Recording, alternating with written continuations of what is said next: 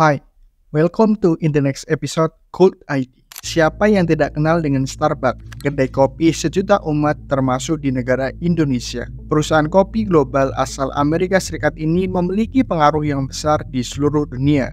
Berdiri di Washington, Amerika Serikat, Starbucks ini telah memiliki 35.700 kedai yang tersebar di 84 negara pada tahun 2022. Tapi tunggu dulu, tahukah kalian bahwa dari perspektif keuangan, Starbucks itu lebih dari sekedar penjual minuman mahal. Starbucks bisa dianggap sebagai sebuah bank raksasa. Kita mengerti bahwa di era modern saat ini, kita sangat dimudahkan dengan berbagai fasilitas teknologi yang telah dibuat. Salah satunya dalam sistem transaksi keuangan, di mana kita dapat menggunakan mobile banking, digital wallets, payment gateway service, dan masih banyak lagi. Tapi di sini, kita akan membahas lebih mendalam terkait digital wallets yang akan ada hubungannya secara langsung dengan Starbucks, sebuah bank raksasa. Pertama, aku akan menjelaskan terlebih dahulu terkait digital wallets atau dompet digital. Adalah aplikasi atau layanan elektronik yang memungkinkan pengguna untuk menyimpan, mengelola, maupun melakukan transaksi uang secara digital tanpa menggunakan uang tunai fisik.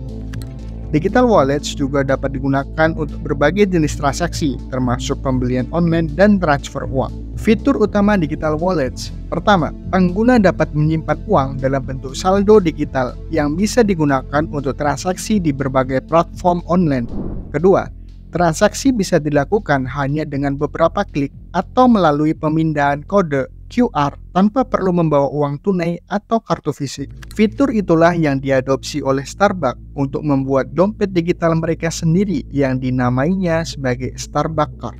Mari kita mulai dengan mengenal lebih jauh. Starbucks Card adalah kartu prabayar atau dompet digital yang dikeluarkan oleh Starbucks yang memungkinkan pelanggan untuk menyimpan saldo dan menggunakan untuk membeli produk di gerai Starbucks. Kartu ini dapat berupa kartu fisik atau digital yang tersedia melalui aplikasi Starbucks. Selain digunakan untuk pembayaran, Starbucks Card juga terintegrasi dengan program loyalitas Starbucks Reward yang memungkinkan pelanggan untuk mendapatkan poin atau reward setiap kali mereka melakukan pembelian menggunakan kartu tersebut.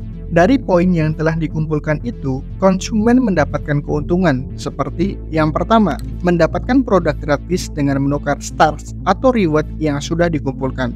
Kedua, mendapatkan berbagai promo atau diskon eksklusif, dan pastinya mendapatkan minuman atau makanan gratis di hari ulang tahun.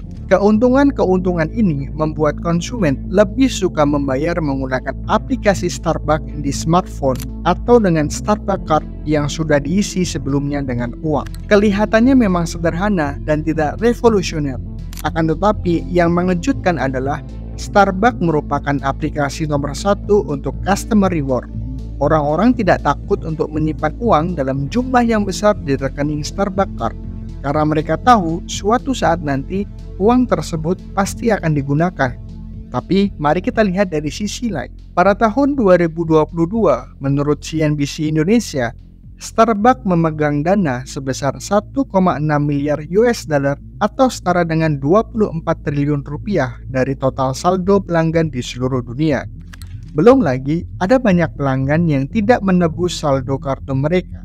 Artinya, Starbucks tidak perlu membayar kembali jumlah pinjaman tersebut. Pada tahun 2022, tercatat sebesar 196 juta US dollar atau sekitar 2,8 triliun rupiah saldo yang tidak terpakai. Jumlah yang luar biasa, bukan? Dana yang terhimpun ini bahkan lebih besar dari yang dikelola oleh banyak bank. Dan yang menarik, Starbucks tidak perlu membayar bunga atas dana tersebut. Mereka hanya perlu mengembalikannya dalam bentuk secangkir kopi atau sepotong kue. Dana yang terhimpun dari Starbucks Card merupakan bagian dari strategi keuangan Starbucks. Dana ini digunakan oleh Starbucks untuk beberapa tujuan, di antaranya. Pertama, dana yang terhimpun dari Starbucks Card biasanya disimpan sebagai bentuk likuiditas jangka pendek. Starbucks dapat menggunakan dana ini untuk kebutuhan operasional sehari-hari, seperti membayar pemasok, gaji karyawan, dan biaya operasional lainnya. Selain itu, dana itu juga digunakan untuk mendanai ekspansi perusahaan, termasuk pembukaan gerai baru. peningkatan fasilitas yang ada, atau investasi dalam teknologi baru yang akan meningkatkan efisiensi operasional. Terakhir, Starbucks juga menginvestasikan sebagian dana dari yang terhimpun dalam instrumen keuangan jangka pendek yang aman untuk mendapatkan bunga atau keuntungan tambahan sebelum dana tersebut digunakan oleh pelanggan. Dengan mengelola dana yang terhimpun dari Starbucks Card secara efektif, Starbucks dapat meningkatkan stabilitas keuangan dan operasionalnya sambil tetap memberikan nilai tambah kepada pelanggan melalui berbagai program dan promosi. Selain itu, strategi ini memungkinkan Starbucks untuk memiliki aliran kas yang stabil dan bahkan menggunakannya untuk investasi atau pengembangan bisnis lebih lanjut. Hal ini memberikan mereka keunggulan kompetitif yang sulit ditandingi oleh pesaing-pesaing mereka. Pertanyaannya, apakah ini sah untuk dilakukan? Menurut Undang-Undang Perlindungan Konsumen, Undang-Undang Nomor 8 Tahun 1999, tidak ada larangan secara khusus yang mengatur terkait hal tersebut. Akan tetapi, undang-undang tersebut menyatakan bahwa pelaku usaha wajib memberikan informasi yang benar, jelas, dan jujur tentang kondisi dan jaminan barang atau jasa yang diperdagangkan, termasuk dalam hal ini cara pengelolaan dana yang disimpan oleh konsumen. Konsumen berhak mendapatkan informasi yang jelas mengenai bagaimana dana mereka akan dikelola, termasuk jika dana tersebut akan digunakan untuk investasi. Jadi, saat kita memesan kopi di Starbucks, perlu diingat bahwa kita bukan hanya membeli secangkir kopi, tetapi kita juga menjadi bagian dari mesin keuangan besar yang menjadikan Starbucks salah satu perusahaan paling berpengaruh di dunia.